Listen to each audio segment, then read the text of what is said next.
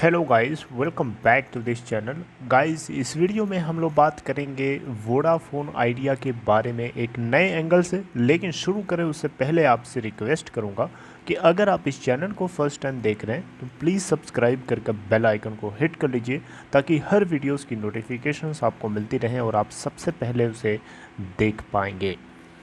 तो guys, Vodafone idea limited के stock price को लेकर के काफ़ी लोगों को चिंता लगी रहती है, लोगों को नींद तक नहीं आती है। लोग इसी के बारे में सोचते रहते हैं कि ये कब ऊपर उठेगा, कब भागेगा, कब ये रॉकेट बनेगा। तो इसी पॉइंट के ऊपर मैं किसी दूसरे एंगल से आपसे बात करने की कोशिश करूंगा। यहाँ पे हम लोग इस वीडियो में बात करेंगे किसी भी चीज़ की अनसर्टेनिटी। कोई भी चीज़ यहाँ पे अननोन नहीं है। आपको जो चीज़ें हैं वो चीज़ पता है। आप ऐसी कोई चीज़ नहीं है जिसको नहीं जानते हैं। 3 पॉइंट्स हैं।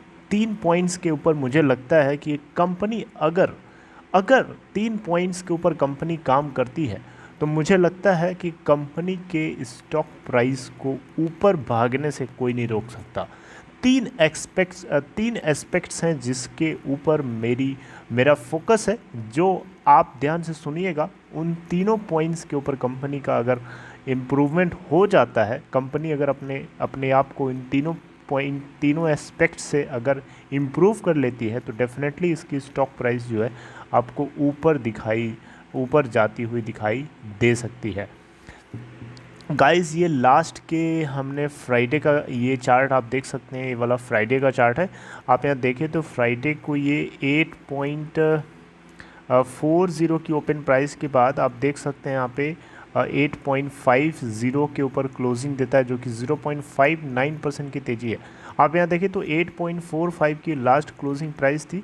तो एक तरीके से देखें तो ये कोई मूवमेंट नहीं है। लास्ट के 5 दिन का ट्रेड अगर आप देखें तो ये देख सकते हैं हमें यहाँ पे इस पॉइंट ऑफ टाइम पे हमें फॉल आउट देखने को मिला। इसके पीछे कारण यही था, कोरोना वायरस के सेकेंड वेव की सिचुएशन बहुत ही ज़्यादा बड़े लेवल पे हमें देखने को मिली।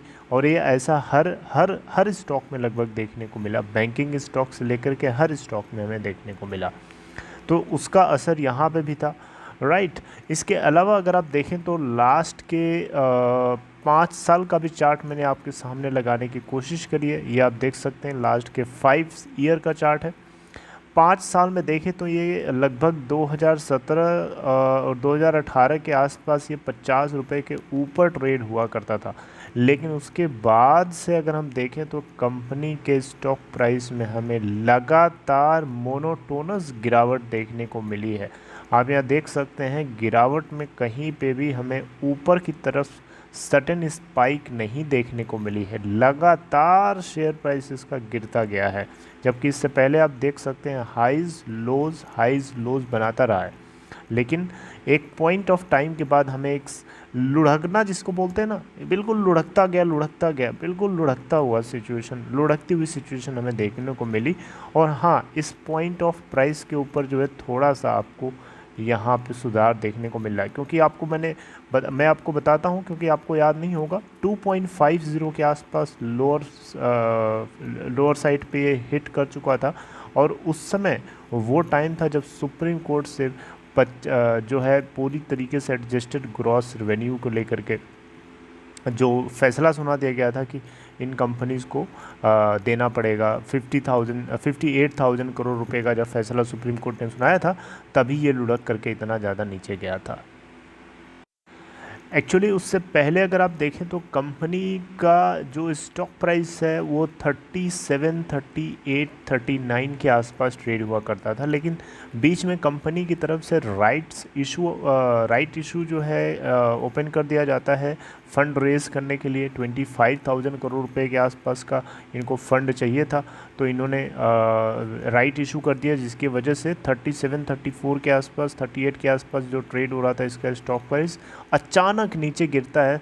17 पे आता है, 18 पे आता है, फिर सीधे आता है 15 पे, 14 पे। और फिर जो इन्होंने ऑफ़र प्राइस दे रखा था 12 पॉइंट समथिंग का था, 12.50 के आसपास का था, जो कि उसी के आसपास ये मंडराता हुआ हमें देखने को मिला। और फाइनली जब सुप्रीम कोर्ट से फैसला आ जाता है तो फिर ये सिंगल डिजिट में जाकर के 2.50 का लो हिट कर देता है इस पॉइंट के ऊपर। फिर उसके बाद धीरे धीरे सुधार आता है और तब से अभी तक ये सिंगल डिजिट से डबल डिजिट और डबल डिजिट से ऊपर, डबल डिजिट में 13-12 के ऊपर गया ही नहीं। तो ये है इसकी अभी तक की स्टॉक प्राइस की मूवमेंट की कहानी। तो गाइस ये आपको जो चार्ट 5 साल का दिख रहा है, ये जो आपको ये गड्ढा दिख रहा है ना, इस गड्ढे को भरने के लिए ना, ये जो गड्ढा है इसको भरने के लिए यानी स्टॉक प्राइस इस तरीके से तभी होगी जब 3 पॉइंट्स हैं जिनके ऊपर मैं आपसे बात करूंगा। चलिए बात करते हैं। नंबर 1 की मैं बात करूं तो वोडाफोन आइडिया के सामने जो सबसे बड़ा चैलेंज है वो है फंड को रेज़ करना। जी हाँ, फंड को रेज़ करना सबसे बड़ा चैलेंजिंग पार्ट है इस कंपनी के लिए। अगर किसी तरीके से कंपनी फंड को रेज़ कर पाती है, अब किसी तरीके से रेज़ करे, मुझे नहीं पता किस तरीके से करना है, लेकिन किसी तरीके से कंपनी अगर फंड को रेज़ कर लेती है, मार्केट से फंड उठा लेती है, तो कंपनी को अपनी लायबिलिटीज़ को पे करने में और अपने ऑपरेशंस को स्मूथली काम कराने के लिए कंपनी को काफ़ी मदद मिलने वाली है। फंड का रेज़ होना इसके लिए बहुत ज़्यादा क्रूशियल है, बहुत ज़्यादा क्रूशियल है, इसीलिए मैंने इसको पॉइंट 1 के अंदर रखा हुआ है। पॉइंट नंबर 2 की बात करें गाइस, तो इस कंपनी के लिए जो दूसरा सबसे ज़्यादा इम्पोर्टेंट पॉइंट है वो है सुप्रीम कोर्ट से फैसला सुनाया जाना।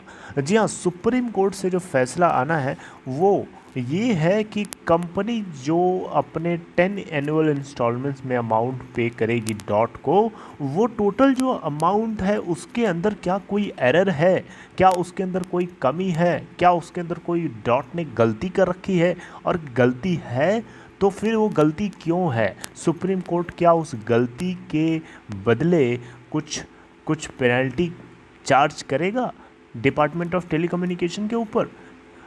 ठीक है, ये मैं अपनी तरफ से एडिशनली बता रहा हूँ। ऑल्दो मेरा मेन मुद्दा सेकेंड पॉइंट को मैं जो पॉइंट करना चाहता हूँ वो ये है कि सुप्रीम कोर्ट इस फैसले के ऊपर फाइनलाइज करे कि जो डॉट की तरफ से पेश की गई कैलकुलेशंस हैं उसमें कमी है, गलती है कि नहीं है। अगर है तो फिर कितना होना चाहिए एडजस्टेड ग्रॉस रेवेन्यू जो इन कंपनीज को पे करना है, और नहीं है तो फिर तब तो क्लियर है कि इनको 10 इंस्टॉलमेंट्स में पे करना है, राइट। तो यहाँ पे सेकेंड पॉइंट मेरा ये है कि सुप्रीम कोर्ट से इसी पॉइंट के ऊपर फैसला आने से ये चीज़ क्लियर हो जाएगी कम से कम कि कंपनीज को कितना पे करना है, राइट। ओके, अब गाइस तीसरा पॉइंट है जिसके ऊपर मुझे लगता है कंपनी अगर अच्छा करती है तो डेफिनेटली किसी की हिम्मत नहीं है इसके स्टॉक को ऊपर भागने से रोकने के लिए। वो पॉइंट नंबर 3 ये है नेटवर्क इशू। जी हाँ, कंपनी अपने नेटवर्क को बेटर से बेटर बनाने के लिए कोशिश कर रही है और अभी तक कर रही है और करती रही है।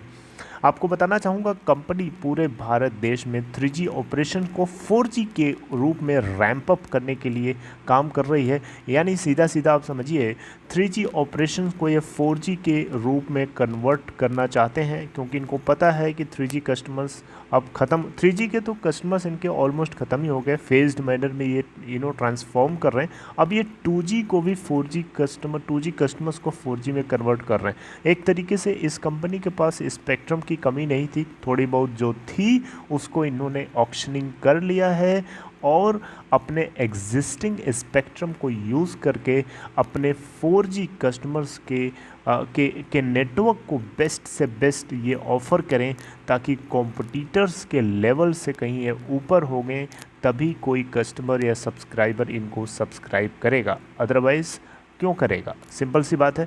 तो इसलिए मेरा पॉइंट यहाँ पे 3 यही है कि नेटवर्क इशू के ऊपर कंपनी को नंबर 1 होना पड़ेगा, मार्केट का हीरो बनना पड़ेगा नेटवर्क के मामले में, क्योंकि ये तीनों पॉइंट्स में सबसे ज़्यादा पॉइंट जो सबसे ज़्यादा इम्पोर्टेंट है नेटवर्क इशू।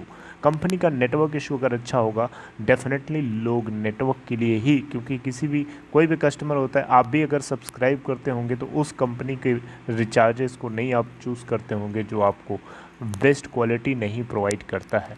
उसी तरीके से हर कस्टमर सोचता है अगर उसको अच्छी क्वालिटी जहाँ मिलती है वहीं जाता है, राइट। तो ये तीनों पॉइंट एक दूसरे के सप्लीमेंट्री हैं, एक दूसरे के सपोर्ट में है। तो डेफिनेटली मुझे लगता है कि ये 3 पॉइंट्स के ऊपर कंपनी अगर अपना एफर्ट लगाती है और इसको सक्सेसफुली अकम्प्लिश कर लेती है तो डेफिनेटली इसकी स्टॉक प्राइस को ऊपर भागने से आपको कोई नहीं रोक सकता। ये आपको जो 50 का लेवल दिख रहा है ये ऊपर चला जाएगा, इस तरीके से ऊपर के लेवल्स पे ट्रेड करेगा। लेकिन वही है गाइस कि बोलना आसान होता है और करना होता है उतना ही मुश्किल। तो कंपनी की तरफ से देखते हैं क्या हो रहा है। बेसिकली यहाँ पे ना एक मैंने आपको बताया ना, ये सारे पॉइंट्स एक दूसरे से इंटरलिंक्ड हैं। अगर इसमें से एक नहीं होता है तो उससे दूसरा नहीं होता है, दूसरे से तीसरा नहीं होता है। अब यहाँ पे इन तीनों पॉइंट्स में से अभी सबसे ज़्यादा क्रूशियल आपको पता है सुप्रीम कोर्ट का फैसला आना जो है, ये अगर एटलीस्ट क्लियर हो जाता तो जो फंड रेजिंग की जो प्लानिंग है उसमें थोड़ी मदद मिल जाती। कैसे? क्योंकि उससे लोगों का कॉन्फिडेंस लेवल हाई हो जाता या लो हो जाता, एटलीस्ट क्लियर तो हो जाता ना कि कंपनी के फ्यूचर मतलब कंपनी को कितना पे करना है। एंड देन अकॉर्डिंगली कंपनी का मैनेजमेंट सोचता और जो फंड उसके अंदर इनपुट करने वाला वो भी सोचता उसके अकॉर्डिंग, राइट। तो फंड रेज करना सुप्रीम कोर्ट के फैसले के ऊपर इंतज़ार कर रहा है। और तीसरा नेटवर्क इशू के ऊपर कंपनी काम तभी करेगी जब वो खुद से स्टेबलाइज होगी कि हाँ उसको कितनी लायबिलिटी पे करनी है। एटलीस्ट ये दोनों पॉइंट अनसर्टेन होने की वजह से नेटवर्क इशू वाला जो कंसेप्ट है उसमें भी अनसर्टेनिटी जैसी चीज़ बनी हुई है। हालांकि कंपनी फेज्ड मैनर में उसको इम्प्रूव करने के लिए काम कर रही है, राइट गाइस।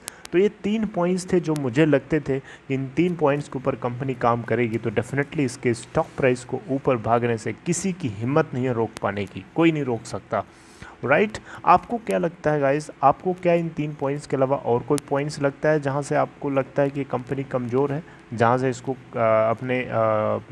अपने काम मतलब और इनको ध्यान देना चाहिए?